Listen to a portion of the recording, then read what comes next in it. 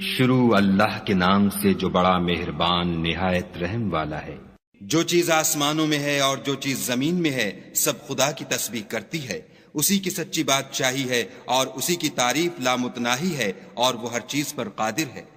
وہی تو ہے جس نے تم کو پیدا کیا، پھر کوئی تم میں کافر ہے اور کوئی مومن، اور جو کچھ تم کرتے ہو خدا اس کو دیکھتا ہے۔ اسی نے آسمانوں اور زمین کو مبنی بر حکمت پیدا کیا، اور اسی نے تمہاری صورتیں بنائیں اور صورتیں بھی پاکیزہ بنائیں، اور اسی کی طرف تمہیں لوٹ کر جانا ہے۔ جو کچھ آسمانوں اور زمین میں ہے وہ سب جانتا ہے، اور جو کچھ تم چھپا کر کرتے ہو اور جو کھلم کھلا کرتے ہو اس سے بھی آگاہ ہے، اور خدا دل کے بھیدوں سے واقف ہے۔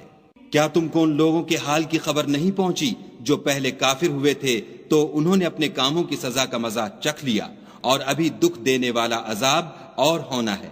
یہ اس لیے کہ ان کے پاس پیغمبر کھلی نشانیاں لے کر آتے تو یہ کہتے کہ کیا آدمی ہمارے ہادی بنتے ہیں، تو انہوں نے ان کو نہ مانا اور منہ پھیر لیا، اور خدا نے بھی بے پرواہی کی، اور خدا بے پرواہ اور سزاوار حمد و ثنا ہے۔ جو لوگ کافر ہیں ان کا اعتقاد ہے کہ وہ دوبارہ ہرگز نہیں اٹھائے جائیں گے۔ کہہ دو کہ ہاں ہاں میرے پروردگار کی قسم تم ضرور اٹھائے جاؤ گے، پھر جو جو کام تم کرتے رہے ہو وہ تمہیں بتائے جائیں گے، اور یہ بات خدا کو آسان ہے۔ تو خدا پر اور اس کے رسول پر اور نور قرآن پر جو ہم نے نازل فرمایا ہے ایمان لاؤ، اور خدا تمہارے سب اعمال سے خبردار ہے۔ جس دن وہ تم کو اکٹھا ہونے یعنی قیامت کے دن اکٹھا کرے گا وہ نقصان اٹھانے کا دن ہے، اور جو شخص خدا پر ایمان لائے اور نیک عمل کرے وہ اس سے اس کی برائیاں دور کر دے گا، اور باغہائے بہشت میں جن کے نیچے نہریں بہ رہی ہیں داخل کرے گا، ہمیشہ ان میں رہیں گے، یہ بڑی کامیابی ہے۔ اور جنہوں نے کفر کیا اور ہماری آیتوں کو جھٹلایا وہی اہل دوزخ ہیں، ہمیشہ اس میں رہیں گے اور وہ بری جگہ ہے۔ کوئی مصیبت نازل نہیں ہوتی مگر خدا کے حکم سے، اور جو شخص خدا پر ایمان لاتا ہے وہ اس کے دل کو ہدایت دیتا ہے، اور خدا ہر چیز سے باخبر ہے۔ اور خدا کی اطاعت کرو اور اس کے رسول کی اطاعت کرو۔ اگر تم منہ پھیر لوگے تو ہمارے پیغمبر کے ذمے تو صرف پیغام کا کھول کھول کر پہنچا دینا ہے۔ خدا جو معبود برحق ہے اس کے سوا کوئی عبادت کے لائق نہیں، تو مومنوں کو چاہیے کہ خدا ہی پر بھروسہ رکھیں۔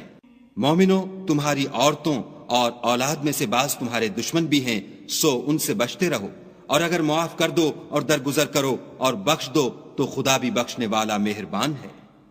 تمہارا مال اور تمہاری اولاد تو آزمائش ہے، اور خدا کے ہاں بڑا اجر ہے۔ سو جہاں تک ہو سکے خدا سے ڈرو، اور اس کے احکام کو سنو اور اس کے فرما بردار رہو، اور اس کی راہ میں خرچ کرو، یہ تمہارے حق میں بہتر ہے۔ اور جو شخص طبیعت کے بخل سے بچا دیا گیا تو ایسے ہی لوگ راہ پانے والے ہیں۔